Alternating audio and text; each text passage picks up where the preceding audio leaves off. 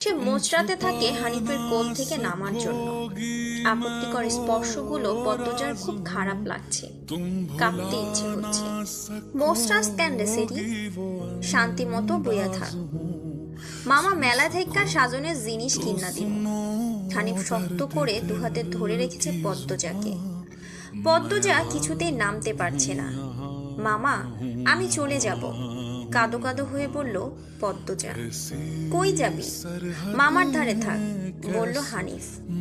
হানিফের শক্তপোক্ত হাতের স্পর্শগুলো শুধু অস্বস্তি দিচ্ছে না, স্পর্শকাতর জায়গাগুলো ব্যথায় পিষিয়ে উঠছে। পদ্মজা কেঁদে ওঠে, ভেজা কণ্ঠে বলল, বাড়ি যাব আমি, ব্যথা পাচ্ছি মামা। হানিফ হাতের বাঁধন নরম করে আদরে গলায় বলল, আচ্ছা, আর ব্যথা দিতাম না, কান্দিস না। পদ্মজা চট করে কোল থেকে নেমে পড়ে। হানিফকে তার আজরাইল মনে হচ্ছে। মায়ের কাছে সে আজরাইলের অনেক গল্প শুনেছে। আজরাইল যখন জান নিতে আসবে তখন শরীরে খুব কষ্ট অনুভব হবে। এই মুহূর্তে যেন ঠিক তেমনই অনুভূতি হলো। তাহলে তার হানিফ মামাই আজরাইল। পদ্মজা দরজা খুলতে পারবে না, তাই হানিফকে ভীত কণ্ঠে অনুরোধ করলো, মামা দরজা খুলে দাও। কেন? আমি তোরে যাইতে কইছি? হানিফের কর্কশ কণ্ঠের ধমকে পদ্মজা ভয়ে কেঁপে উঠল। তার চোখ বেয়ে জল পড়তে থাকে।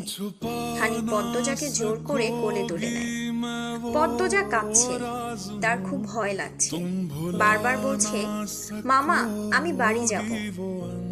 হানিফের তাতে বিন্দুমাত্র ভ্রুক্ষেপ নেই। বাড়িতে কেউ নেই। বৃদ্ধ সৎ বাবা কানে শোনে না। পদ্মজা হানিফকে কিলঘুষি দিতে থাকে, সেই সাথে জোরে জোরে কান্না শুরু করে। এভাবে কাঁদলে পাশের বাড়ি যে কেউ চলে আসবে। হানিফের রক্ত টকবক করছে উত্তেজনায়। সে দ্রুত ওড়না দিয়ে পদ্মজার মুখ হাত পা বেঁধে ফেলল। পদ্মজার দু চোখের পানি হানিফের চোখে লাগেনি। হানিফ ভীষণ আনন্দ পাচ্ছে, পৈশাচিক আনন্দ পাচ্ছে। সিগারেট জ্বালায় সে। খুব আনন্দ হলে তার সিগারেট টানতে ইচ্ছে হয়। সিগারেট টানতে গিয়ে মাথায় আসে নৃশংস ইচ্ছে। নাক মুখ দিয়ে ধোঁয়া উড়িয়ে সিগারেট দুই আঙ্গুলের মাঝে রেখে পদ্মজার বাম পায়ের তালুতে চাপ দিয়ে ধরে রাখে। পদ্মজা হাউমাউ করে কেঁদে উঠল।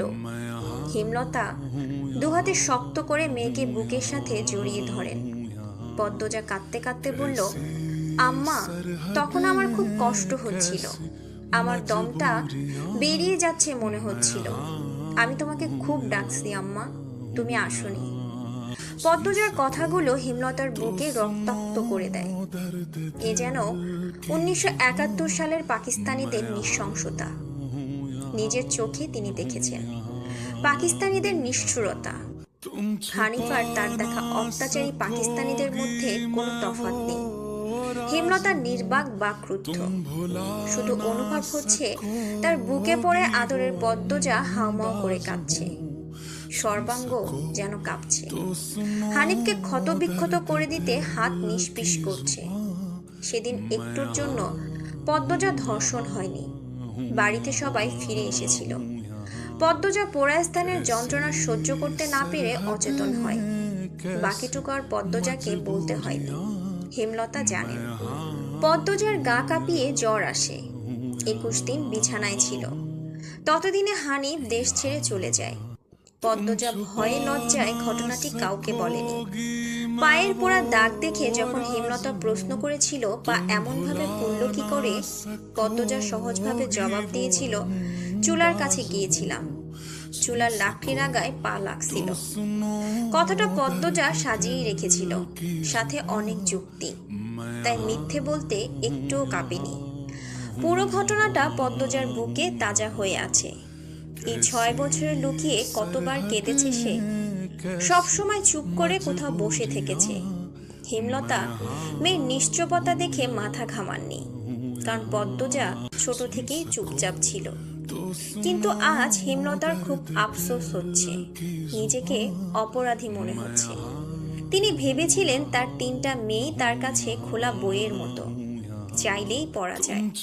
বিশেষ করে পদ্মজাকে বাড়ির পিছনের নদীর বুক দিয়ে তরতর করে বয়ে যাওয়া স্বচ্ছ টলমলে পানির মতো মনে হতো। যার জীবনে অসহ্য বলতে কিছু নেই, সবই সাদামাটা সহজ সরল। অথচ পদ্মজার জীবনে কত বড় দাগ জ্বলজ্বল করে জ্বলছে, কত বড় ঘটনা লুকিয়েছিল। মেয়েরা কথা লুকিয়ে রাখার সীমাহীন ক্ষমতা নিয়ে জন্মায়, কথাটি নিজের মেয়েদের ক্ষেত্রেই মাথায় আসেনি। পদ্মজা শান্ত হলে হেমলতা বললেন, পাটা দেখি। পদ্মজা পা বিছানায় তুলল। হেমলতা পদ্মজার পা কোলে নিয়ে পোড়া দাগটা দেখেন মনোযোগ দিয়ে। রক্ত টকবক করে ওঠে, রন্ধ্রে রন্ধ্রে হিংস্রতা যেন লুটোপুটি খাচ্ছে। এই পোড়া দাগ হানিফের রক্ত দিয়ে মুছব। কথাটি কত সহজ করে বলেছেন হেমলতা, তবু পদ্মজা কেঁপে উঠল। কি যেন ছিল কথাটিতে, শরীরের পশম দাঁড়িয়ে পড়ে। হেমলতা বারান্দার রুম ছেড়ে বড় ঘরে ঢুকেন। মিনিট কয়েক পর রামদা ছুরি হাতে নিয়ে উঠোনে যান। উঠোনের এক পাশে শক্ত পাথর আছে।